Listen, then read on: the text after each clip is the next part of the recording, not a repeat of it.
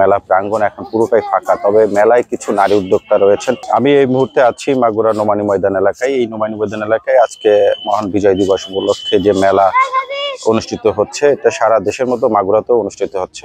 কিন্তু মেলার শুরুতেই কিন্তু দর্শনার্থীরা সকাল থেকে কিছুটা থাকলেও বেলা বাড়ার সাথে সাথে অর্থাৎ ঠিক 11টার পর থেকে আমার পিছনে দেখছেন যে এখানে আসলে মেলার সেরকম স্টলে যারা দায়িত্বে ছিলেন সেসব দায়িত্বে থাকা ব্যক্তিরাও নাই এবং মেলা প্রাঙ্গণ এখন পুরোটাই ফাঁকা। তবে মেলায় কিছু নারী উদ্যোক্তা রয়েছেন, তারা আমাকে যেটা জানিয়েছেন যে মেলায় আরো ব্যাপকতা পাওয়া এখানে দরকার ছিল, বিশেষ করে যেহেতু এটা মাগুরা জেলা প্রশাসনের আয়োজনে এই মেলাটি হচ্ছে এবং এবার বিজয় দিবসে এই মেলাটি ঘিরেই কিন্তু জেলা পর্যায়ে প্রচার প্রচারণা চলেছে এবং বিভিন্ন জায়গা থেকে দর্শনার্থীরা কিন্তু এই মেলা এসেছে। আমার পিছনে দেখছেন যে কিছু স্টল ফাঁকা রয়েছে, এখানে প্রায় 10 থেকে 12টি স্টল ফাঁকা রয়েছে, যেখানে বিভিন্ন সরকারি সংস্থার স্টলও রয়েছে। সেখানে আমরা দেখতে পেয়েছি যে গত 2 ঘন্টা আগে কিন্তু এই স্টলগুলো ফাঁকা রয়েছে এবং জেলা প্রশাসনের থেকে যে এখানে বসার জায়গা দেওয়া হয়েছিল দর্শনার্থীদের, সেগুলো উঠে নিয়ে চলে যাওয়া হয়েছে।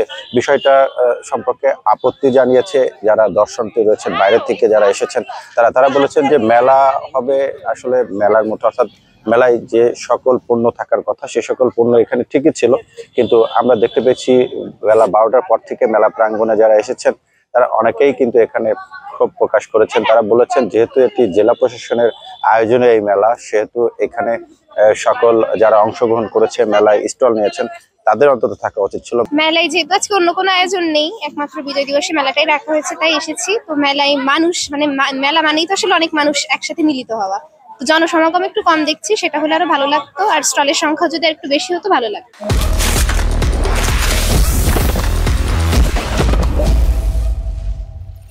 এখানে আছে হ্যান্ডমেড কাপড়ের চুড়ি, হ্যান্ডমেড কানের দুল, ক্লিপ, মানে সব হ্যান্ডমেড।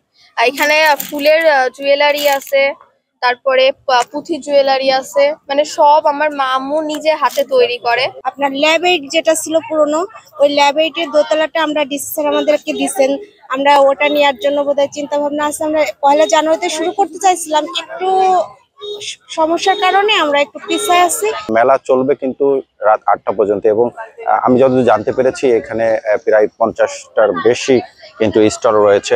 সেই স্টলে কিন্তু সরকারি সংস্থা এবং বেসরকারি যে সংস্থা তারা স্টল দিয়েছে এবং নারী উদ্যোক্তা যারা এখানে রয়েছেন তারা বলছেন যে মেলায় বড় ধরনের তারা সাড়া আশা করেন, কিন্তু মেলায় সেভাবে স্টলগুলো বরাদ্দ পেলেও লোকজন সেরকম সমাগম হতে পারেনি। তার একটা কারণ এই আমার পিছনে দেখছেন যে এই যে টেবিলগুলো ফাঁকা, এগুলোও কিন্তু রাত 8টা পর্যন্তই এভাবেই থাকবে, যার ফলে মেলার যে সৌন্দর্য সেই সৌন্দর্যটা কিন্তু কিছুটা হলেও ব্যাহত হয়েছে। তবে নারী উদ্যোক্তারা যেটা জানিয়েছে যে মেলায় আরো কিছু বিষয় সংযুক্ত করা দরকার ছিল, বিশেষ করে যারা এখানে নারী উদ্যোক্তা রয়েছে তারা জেলা পর্যায়ে কিছু তাদের দাবি ছিল, তাদের যদি একটা সেলার সেন্টার যদি এখানে করা হতো তাহলে তারা যে পণ্যগুলো হাতে তৈরি কিংবা নিজেরা তৈরি করেছেন সেগুলো বিক্রি করার একটা জায়গা কিন্তু তারা পেতেন। এই বিষয়ে তারা আসলে সবার প্রতি দৃষ্টি আকর্ষণ করেছেন। সে সাথে এখানে যেসব নারী উদ্যোক্তা রয়েছেন তাদের অনেকেরই পণ্য কিন্তু মাগুরার বিভিন্ন জায়গায় বিচ্ছিন্নভাবে রয়েছে।